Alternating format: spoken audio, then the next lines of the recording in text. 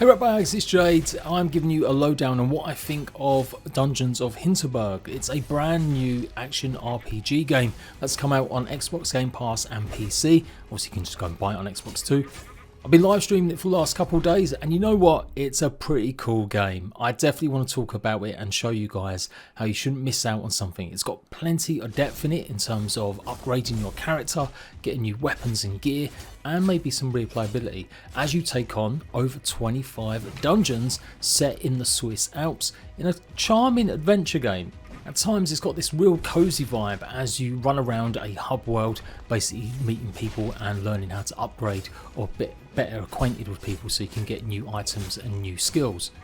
And then it's got really great combat in it so far and a plethora of puzzle solving, making it very similar to maybe Zelda games and even Tomb Raider. So basically don't miss out. If you've got Games Pass, go and download it right now, and if you're thinking of just picking up a new game on PC, then let's dive into it a bit more. My name's Jade, let's go. So it's got a good amount of story in it, but one of the best features is you can literally fast forward if you're not down for all the exposition and actually taking part in a lot of that. You will be missing out on a lot of the charm of the game. You effectively start out by journeying over to Hinterberg, which is a dungeon slayer's paradise where there's over 25 dungeons, as I mentioned, for you to go and try and take on. Hinterberg is a hub town. You'll basically have a hotel that you'll stay the night, and you've got limited actions you can do once you're here. You effectively have to choose who you maybe want to go and talk to, what maybe items you might want to go and buy, or maybe even take part in special events. So there's an element in strategy and choice. You can only really have time to go and talk to one NPC, and each of the NPCs that you meet might have a different buff that they'll be able to give you, or an increase in HP, learn new special attack abilities. And if you don't like the sound of any of that, you can just do your own thing and maybe regain some of the statuses that you have to increase that basically allow you unlocking new items and maybe new dungeons. So that's what you're doing when you're in the Hinterberg itself, hub town, going upgrading your weapons, eventually unlocking the ability to modify your swords. And then as you follow the story in the beginnings of the game, you unlock the first maybe open world area part where you need to go and find some of the dungeons. It looks to be at least 4 to 5 of these areas, and within each one you'll find shortcuts, new NPCs to talk to, and basically the dungeons that you need to complete. In these worlds you will come across pockets of enemies, and it's all taken from, I'm guessing, Swiss folklore. And some areas you won't be able to unlock until you've defeated some of these pockets of enemies, and in the early days it can be quite tough. You've got to utilise the whole variety of different special abilities you've got, as well as just regular combat. So while not truly a full open world game, these smaller areas to explore still offer secrets and things to partake in. Initially you don't have much choice, you're just given this one area to explore, but then you'll be unlocking more as you complete more of the dungeons and expand on the story. The dungeons themselves are really clearly marked about what kind of difficulty you'll experience with your attack and your defense score, and you'll see it clearly on the actual dungeon itself before you go in. And this is where you're going to be doing a bulk of the puzzle solving and taking on even more tougher creatures and enemies. And it's got some really nice key things here. You're moving vehicles around like minecarts and lifts and stuff to get access to other or higher places. And some really cool mechanics. Nothing too taxing, but you definitely still need your wits about you to work out how to get through certain gates using some of these. And this is just the kind of puzzles you experience in this one world. When you go to different parts of the areas that you unlock later, the puzzles will become very different, and you might need things like whirlwind powers to get across very spiky ground. Each one of these areas with these dungeons has its own unique special abilities that you need to unlock by finding the special shrine, and so it mixes things up quite a bit. You basically learn how to use these new skills. So in the first area you get a sort of mini mine that you can drop a big ball to do damage against enemies, as well as help you in the puzzle environment.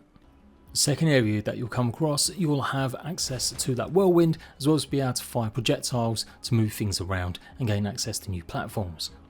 And instead of just giving you them on top, they just swap them in and out. So you don't get too stale as you progress through the game. You need to master these new abilities.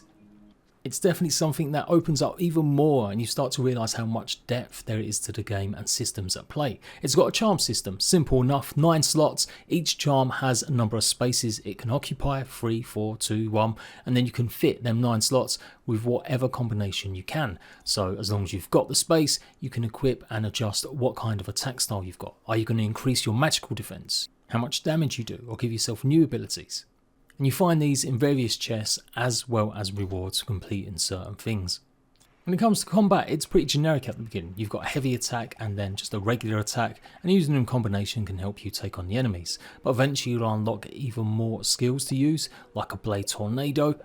These are actually called attack conduits in the game, and yeah, you can unlock and upgrade and find more as you progress.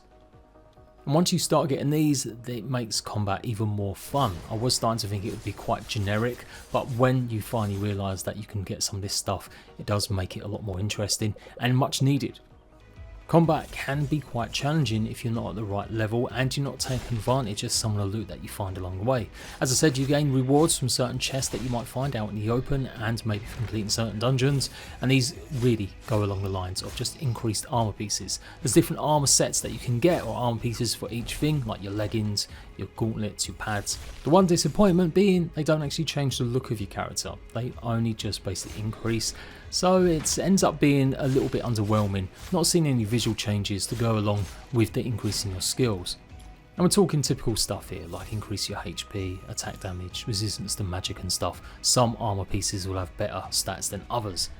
But yes, utilising that and the charms with your special abilities and the skills that you've learned, you really do need all of them to really take care of some enemies. Lots of enemies will develop sort of magic shields that you have to whittle down before doing proper full damage to them, and some enemies take more actual damage against magic.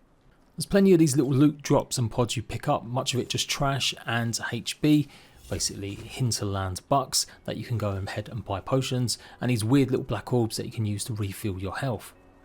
After 4 hours, I still haven't discovered exactly what I'm doing with some of these magical elements that I'm finding, but I presume they're going to go towards crafting my own potions or maybe upgrading and doing stuff later. The rest of the stuff you generally just sell, like the trash, or picking up enough monster parts to give to a little cult that actually like the monsters that are roaming around in these dungeons. And that is the premise of the game. You are one of many fabled monster hunters and slayers coming to Hinterberg for a slaycation, taking care of these dungeons, but it does seem to be an undercurrent through the story. Earthquakes happening, maybe some of the townsfolk are hiding stuff, and there could be big repercussions for maybe completing more and more of the dungeons. Each one of the dungeons is pretty unique and has its own vibe, although they're connected within what area you're exploring. So the first set are all to do with mines and minecarts. The second area is a bit more autumnal, and you have to pay attention to the spiky ground and, like I said, using that tornado to get across, with the dungeons themselves having a much bigger focus on hitting certain things to make platforms move that you can progress from one side to the other. And yeah, I'm really pleasantly surprised and pleased. This is a game I'd seen for a while, but I thought maybe it wouldn't be on my radar because I did think that the combat and stuff would be quite secondary. It looked to be just maybe a bit too cozy, where the relationships and focus on that would be the main part of the game. And for sure, if you don't fast forward, then you're going to spend ages talking to these people, learning about their backstory as you become friendly with them, unlocking new perks from them and stuff. But really, it all serves the purpose of combat and making the experience better. Choosing to speak and spend your evenings with certain NPCs will get you certain more attributes and perks within whatever way you want to play the game. And the combat is pretty decent. Very early on, I had a bunch of areas that I had to take 4 or 5 attempts to try and complete until I really started to learn how to utilise all my skills. Having to use your magic to take care of the magic shields that the enemies have, whittling them down before pummeling them, using the pretty cool dodge ability to switch and move on to enemies, avoiding lots of projectiles and their long range attacks. The swords do start to look a bit different once you start choosing which ones you want to use, once you find more or buy more. I don't think I've really touched the surface yet of upgrading them or augmenting them with more abilities. But again, it's the one side I wish was more a bit pronounced. The only downside of combat sometimes is there's quite a lot going on, and sometimes the camera angle doesn't always help you out, especially in some of the enclosed places. It was a bit of a battle at times, or just not really working out what was hitting me. You've got big damage numbers that will appear to show you exactly what kind of damage you're doing, but yeah, it wasn't always easy to spot when an enemy was about to hit you. If you dodge perfectly, you can kind of do a slow down time effect and get more hits in. At the end of every dungeon, you get a little stamp to show you've completed it and see exactly how many left you've got to do, and obviously what kind of difficulty they might be. And I really did like the element that you have to find some of these dungeon entrances. There's fast travel points everywhere, so you can never really spend too long running around these hub worlds. And every night you sleep, you get a breakdown of everything you've done that day, what kind of stuff you've increased. As I mentioned earlier with the statuses, it's basically relying on amusement, relaxation, familiarity and renown, and some things you won't be able to do until you get some of these statuses, some of these attributes up higher, and you do that by talking to some of the townsfolk. But yeah, the breakdown's cool. It also lists exactly how much loot you found, and that all contributes to how much Hinterbucks you get for the end of the day. 100% if you like games like Zelda, most recently Breath of the Wild and Tears of the Fallen Kingdom, I think you're going to enjoy the aspects of the dungeon running and the combat in this game. If you're sick and fatigued of just exploring huge open world areas, then this game might be up your street as well, with the self-contained small areas giving you stuff to experience, find and do, but not overwhelming. Lots of varieties in the enemies, and they do have different game modes as well to make it either more relaxed atmosphere as you play or even harder. Either way, the combat I found on normal mode was a good balance. Definitely give me some hard times I had to replay and work out the best way to take them on, but again, probably because I wasn't paying enough attention to maybe get my upgrades or talking to the right people to increase stuff. And that element elevates it above certain other games where you just normally find upgrade stones or whatever to give you that, but actually having to talk and develop relationships with people sets it apart. The music is banging, the whole vibe does give you that chill element. There's no voice acting in the game though, it comes from just little speech bubbles, and of course it is only single player. But all in all, if you've got Gamepass, absolutely give this a whirl. If you're a lover of RPGs, like I said, Zelda games, then absolutely check this game out. If you really can't stand or abide maybe going through different loading screens to smaller areas to explore, and you do really love just the idea of an open world to get lost in, then maybe this game won't be for you. I'm going to be playing a lot further and deeper to see what kind of replayability there is once I get some more time into it, but I did just want to give a breakdown as a first impressions and basically give my subscribers a little warning that I'm going to be doing lots of guides on the game because I'm enjoying it that much, and I think these dungeons are perfect for me to show how to complete, as some of them can be quite taxing. So my name's Jade, hopefully you've enjoyed this video. If you have, leave a like. If you find the game pretty cool or interesting, let me know how you get on with it, and yeah, hopefully you'll see me for some guides soon. Until next time, ratbags, laters.